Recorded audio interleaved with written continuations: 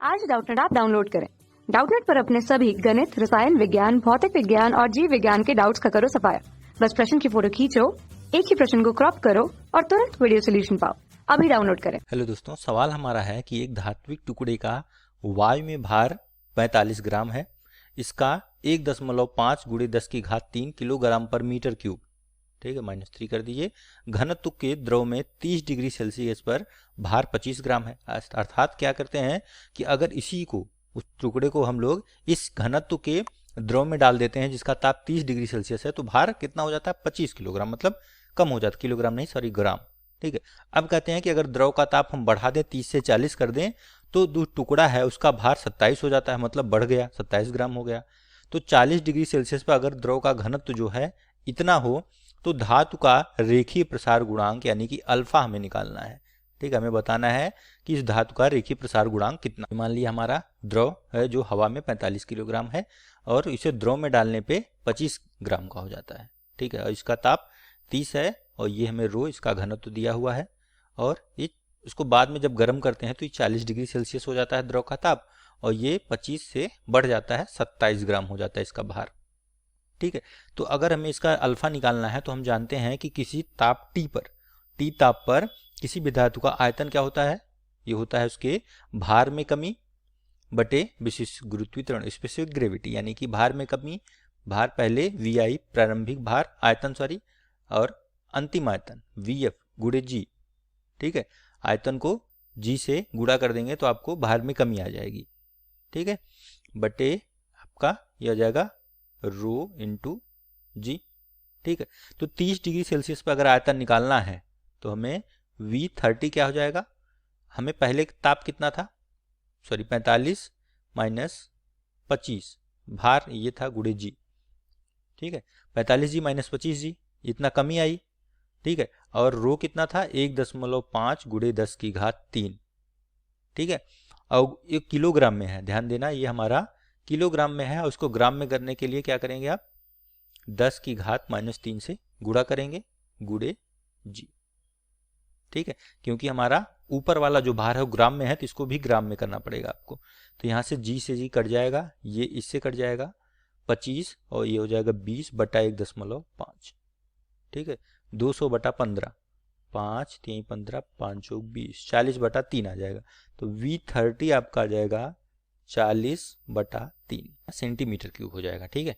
तो इसी प्रकार हम लोग 40 डिग्री सेल्सियस पर आयतन क्या होगा वो निकालते हैं। तो V40 क्या हो जाएगा? V40 हो जाएगा आपका, पहले कितना था?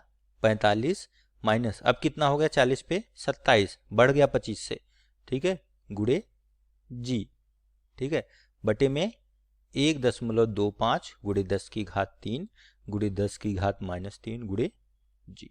ये इससे काट दीजिए, ये इससे कट जाएगा, ये आ जाएगा आपका यहाँ पे। तो हल करेंगे आपको मिलेगा 14.4 सेंटीमीटर क्यूब। ये ध्यान देना कि जब 40 डिग्री सेल्सियस पर आप आयतन निकाल रहे हो तो आपको तुलना प्रारंभिक आयतन से करनी है, प्रारंभिक भार से करनी है, नहीं कि 25 से 27 हुआ तो ये 25 माइनस 27 या 27 माइनस 25 कर देंगे तो गलत हो जाएगा, ठीक है। जब वायु में इसका आयतन क्या था और बाद में ताप बढ़ने पे, अलग अलग ताप पे, एक बार 30 पे एक बार 40 पे, ये चीज ध्यान देना। अब आते हैं, हम जानते हैं कि अगर ताप पहले कितना था? 30 डिग्री सेल्सियस था, ठीक है। जो टुकड़ा था वो 30 डिग्री सेल्सियस पे था और फिर इसका ताप जो है 40 डिग्री सेल्सियस हो गया, ठीक है। तो हमने ताप में वृद्धि की। तो हम जानते हैं कि अगर हम लोग ताप में वृद्धि करते हैं तो उसका सूत्र क्या होता है?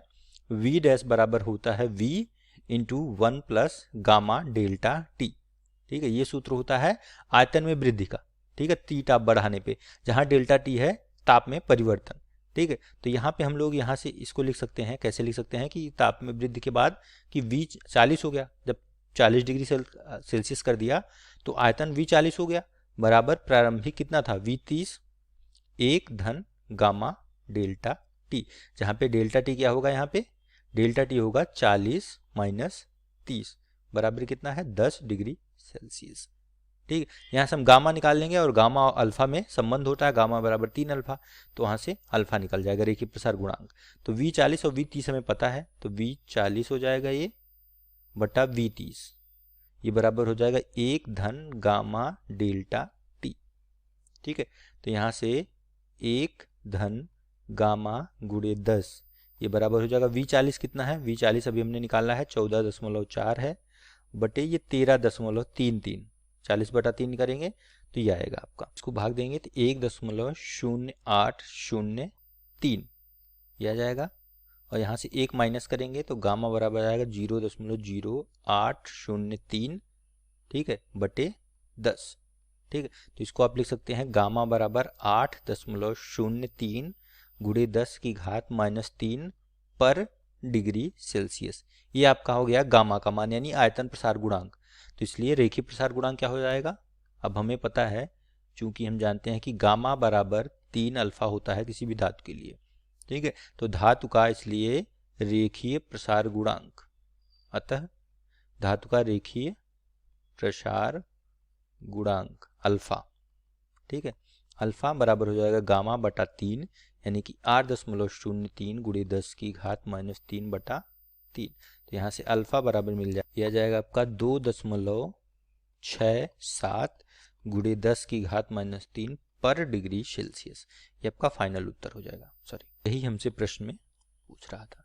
तो विकल्प में देखेंगे तो कौन से ऑप्शन में दिया है, 2.6 गुणे 10 की घात -3, ये सबसे पास है, ये वाला गलत हो जाएगा क्योंकि 2.67 हमारा आंसर है। तो विकल्प 3 सही होगा, ठीक है। कक्षा 6 से 12वीं से लेकर नीट, IIT, JEE वो एडवांस के लेवल तक 1 करोड़ से ज्यादा छात्रों का भरोसा। आज ही डाउनलोड करें डाउटनेट ऐप या व्हाट्सएप करें अपने सारे डाउट्स 8400 400 400 पर।